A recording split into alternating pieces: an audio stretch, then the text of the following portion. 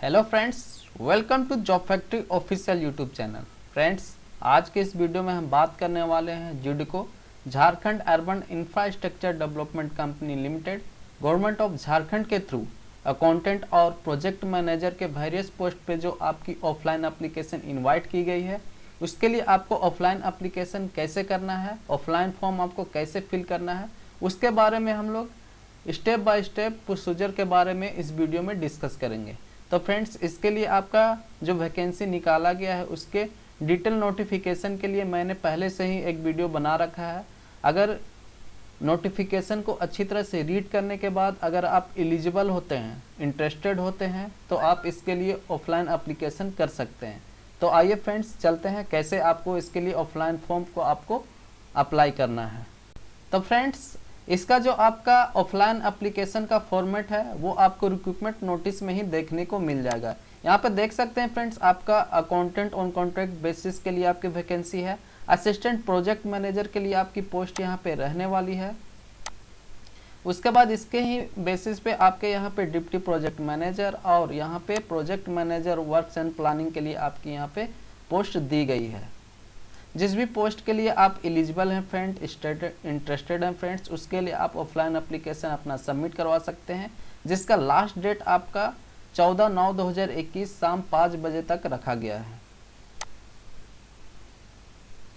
तो application form का format जो है वो आपको सबसे बॉटम में मिल जाएगा, यहाँ पे इसके नोटिफिकेशन में ही। यहाँ पे कुछ बेसिक डिटेल्स आपसे मांगे गए हैं, वो आपको मेंशन करवानी होगी। सबसे पहले एप्लीकेशन फॉर द पोस्ट, आप किस पोस्ट के लिए अप्लाई कर रहे हैं वो आपको यहाँ पे मेंशन करनी है। उसके बाद full name in block letters में आपको यहाँ पे आप मेंशन करनी है। Father's name, mother's name fill कीजिए। मैरिटल स्टेटस आपका क्या है, अनमैरिड है, डिवोर्स है या विडो है, वो आपको यहाँ पे मेंशन करनी है।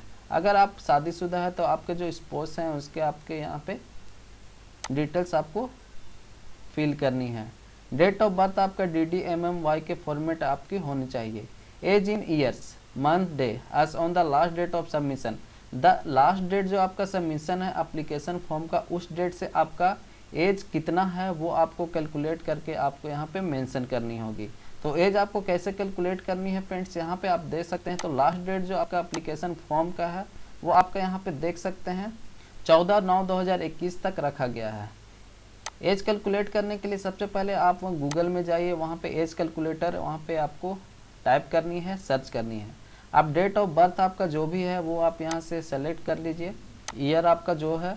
उसके बाद लास्ट डेट जो आपका एप्लीकेशन फॉर्म सबमिट करने का है वो आपका 14/9 रखा गया है।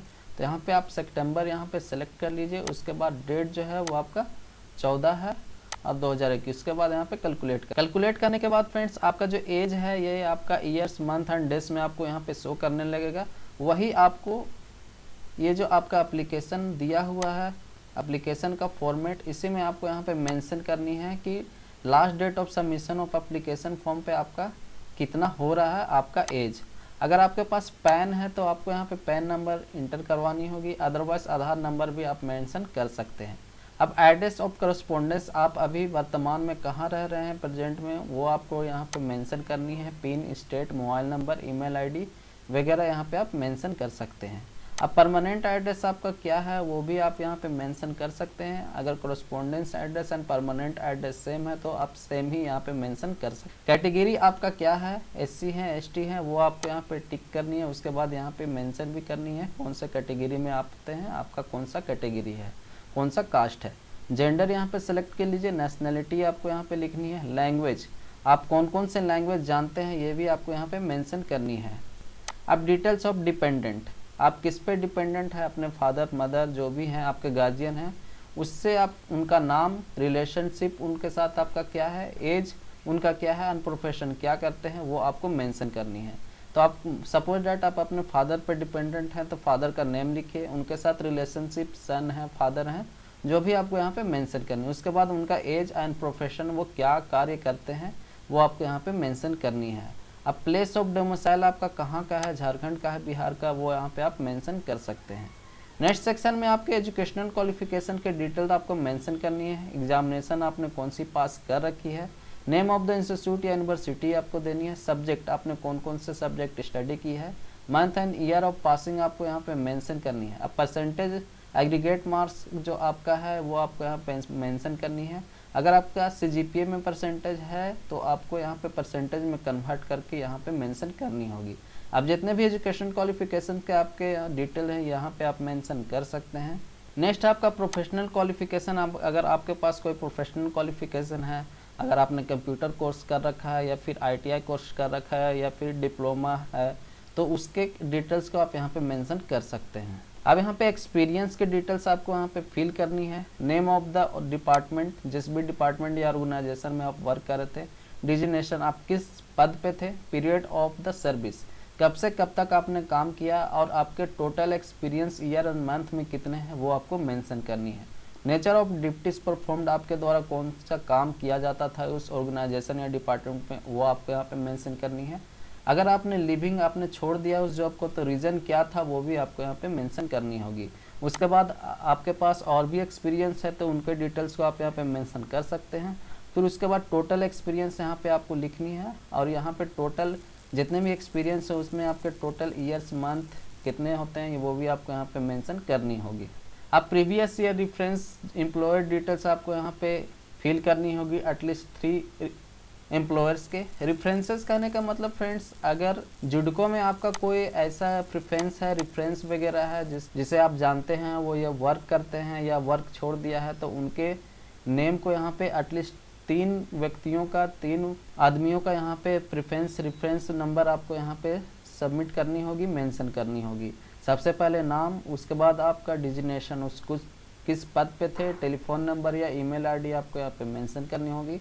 उनकी करस्पॉन्डेंस ऑफ की पर्सन ऑफ कंपनी आपका जो है वो आपको यहाँ पे मेंशन करनी होगी।